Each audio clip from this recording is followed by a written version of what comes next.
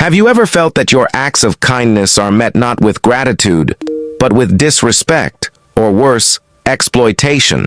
You give generously, expecting nothing in return, yet find yourself misunderstood, taken for granted, or even dismissed. Why does this happen? And how can we transform this paradox into a source of wisdom and strength? Welcome to Wisdom of the Buddha, where we explore timeless teachings and their relevance to our modern lives. In today's video, we'll unravel the deeper truths about kindness, guided by Buddhist philosophy and Zen wisdom. You'll discover why kindness can sometimes lead to misunderstanding and learn how to balance compassion with wisdom and self-respect. Stay with us to hear an unforgettable story of a young disciple, his compassionate heart, and the life-changing wisdom his master shared. If you find value in these teachings, don't forget to like, subscribe, and share this video with those who seek wisdom and inner peace. Let's spread the light of kindness and insight together. Part 1. The Paradox of Kindness. Kindness is universally celebrated as a virtue in both ancient scriptures and modern ethical frameworks. It is seen as a beacon of humanity, a moral compass guiding us toward empathy and altruism. However, this exalted trait carries a paradox that many experience. Acts of kindness are sometimes perceived as signs of weakness or become invitations for exploitation. Why does this happen? The double-edged nature of kindness. The Buddha once taught that the world is a reflection of our own minds. Kindness, when misunderstood, is often a reflection not of its flaw, but of the lens through which it is viewed. Zen masters have also illuminated this paradox, emphasizing the balance between compassion and discernment. True kindness must transcend naive generosity. It requires an understanding of human nature and the dynamics of power in relationships.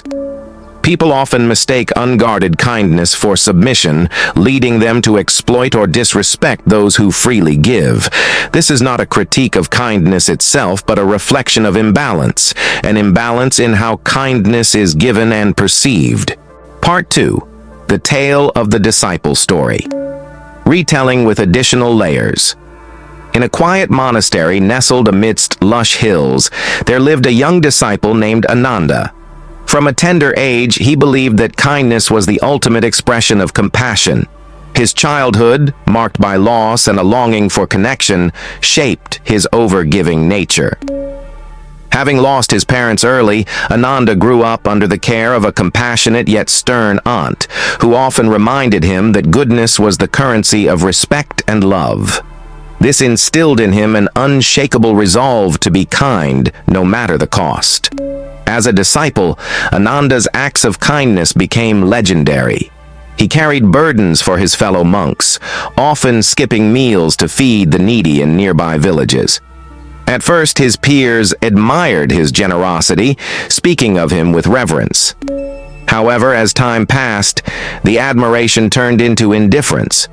Some began to exploit his goodwill, leaving their tasks unfinished, knowing Ananda would step in. Others dismissed him, viewing his gentleness as a lack of strength. The master's wisdom. Disheartened, Ananda approached his teacher, Master Sogen, seeking answers. The master, known for his profound wisdom, shared the tale of the river and the forest. There was once a river that flowed generously through a dense forest. Its waters quenched the thirst of animals, nourished trees, and provided rest for weary travelers. Over time, however, the animals muddied the river, the travelers polluted its banks, and the trees extended their roots greedily into its waters. The river, once pure and abundant, grew murky and shallow. The river asked the forest, "Why do you exploit my kindness?" The forest replied, "Because you never set boundaries. We assumed you did not mind." This story, imbued with layers of meaning, struck a chord with Ananda. The master explained, "Kindness without boundaries is like a river that overflows. Eventually, it diminishes itself." To truly embody compassion, one must understand when to give and when to withhold. not out of selfishness, but for the sake of harmony. Part 3. Lessons in Balancing Kindness. Key philosophical insights. 1.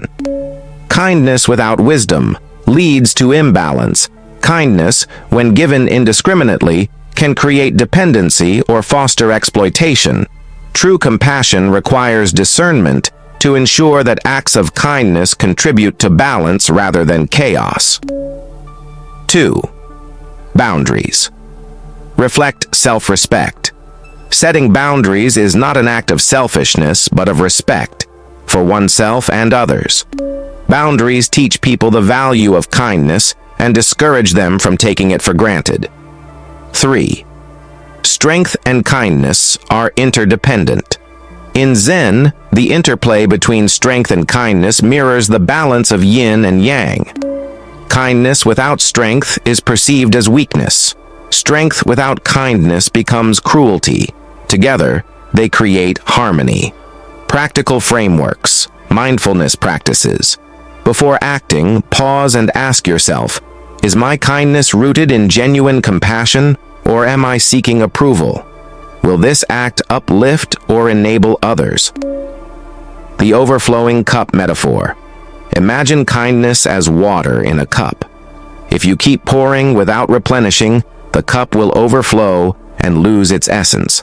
By practicing self-care, you ensure that your kindness remains sustainable and meaningful. Part 4. Examples of misunderstood kindness. Historical biblical examples are the Buddha and the angry Brahmin.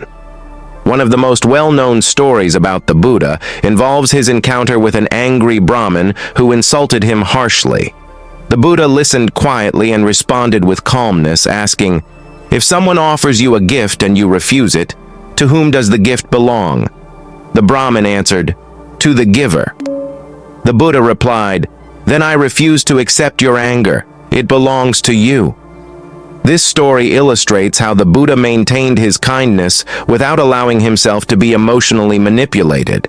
His calm detachment was a lesson in how to respond to negativity with wisdom, not submission. 2. The Tale of Vesantara. Vesantara, a figure from the Jataka tales, was celebrated for his extreme generosity, giving away all his possessions, including his children. While his actions demonstrated unparalleled compassion, they also raised questions about balance. The lesson from this story is that even the noblest intentions must consider the impact on others and the sustainability of one's actions. 3. Zen Master Hakuin. A Zen story recounts how Master Hakuin was falsely accused of fathering a child. The villagers condemned him, but he responded only with, "Is that so?" and took care of the child. Later, the accuser confessed to lying, and Hakuin returned the child without resentment. This story underscores that true kindness does not waver under false judgment, nor does it depend on external validation. Modern-day anecdotes. 1. A compassionate leader. Imagine a school principal who consistently prioritizes the well-being of their staff. Initially, this kindness creates a positive environment, but over time, some staff members begin to exploit their leniency. When the principal sets clear boundaries, emphasizing accountability while maintaining a supportive attitude, they regain the respect of their team and create a more balanced workplace. 2. The overgiving friend. A modern story could involve a person who always says yes to helping friends, even at their own expense. Over time, they notice their kindness is taken for granted, with friends expecting favors without reciprocation. After learning to say no with kindness and explaining their boundaries, the person not only preserves their energy but also strengthens their relationships by fostering mutual respect. Part 5. Practical application. Daily practices. 1. Pause and reflect. Before helping someone, ask yourself, is this act coming from a genuine desire to help, or am I seeking approval? Will my action empower the other person or create dependency? This practice encourages intentional kindness, fostering balance rather than burnout. 2. Set boundaries with love. Practice saying no without guilt. For example, I care about your situation, but I need to take care of my own commitments right now. Boundaries do not have to be harsh. They are acts of honesty and self-respect. 3. Cultivate self-awareness. Through mindfulness meditation, reflect on your motivations. Are you acting out of fear of rejection? Do you feel depleted after offering help? Self-awareness prevents kindness from becoming an unconscious pattern of self-sacrifice. Balancing strength and gentleness. Zen teachings often use the metaphor of water, soft yet capable of carving stone. This duality exemplifies the balance between kindness and firmness. Here are ways to embody this principle in daily life. 1. Gentle communication. When setting boundaries, use a tone of respect. For example, instead of saying, "I can't do this," try, "I'd love to help, but I need to focus on something else right now." 2. Decisive action. In moments requiring firmness, act decisively but with compassion. This ensures your kindness is respected rather than exploited. Maintaining inner harmony. 1. Breathing exercises. Practice deep breathing to center yourself before responding to challenging situations. This reduces reactive impulses and promotes clarity. 2. Reflective journaling. At the end of each day, write down moments of kindness. Did they uplift or drain you? How did others respond? Reflecting helps you identify patterns and refine your approach to giving. 3. Meditative visualization. Visualize your kindness as a steady flame.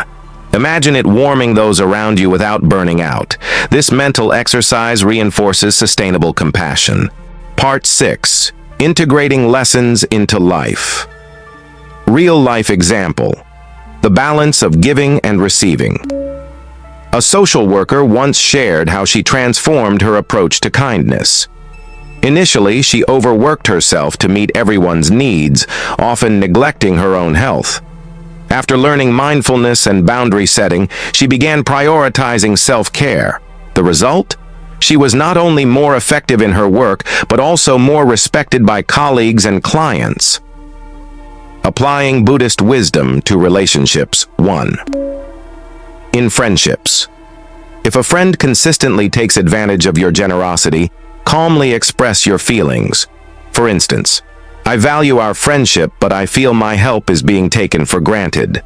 Let's work on creating a more balanced relationship. 2. In family dynamics, families often expect unconditional support. Set boundaries by communicating your needs respectfully. Example, I love supporting you, but I need time to recharge so I can continue being there for you. Kindness as a path to inner growth. Kindness, when balanced with self-respect and wisdom, becomes a powerful tool for personal transformation. As the Buddha taught, compassion begins within. By cultivating inner harmony, your kindness becomes a reflection of strength, not weakness. The teachings of Buddhism remind us that true kindness is not just about giving. It is about balancing compassion with wisdom to create harmony, both for ourselves and for those we touch. Kindness, when rooted in strength and self-awareness, transforms not just others, but also ourselves. It allows us to give with purpose, love without attachment, and grow through every challenge. If this message resonated with you, take a moment to reflect. How can you bring more balance into your acts of kindness? We'd love to hear your thoughts in the comments below. Make sure to subscribe to Wisdom of the Buddha and hit the notification bell for more insights that inspire mindfulness, compassion, and strength. Together, let's embrace the path of inner peace and share it with the world. See you in the next video.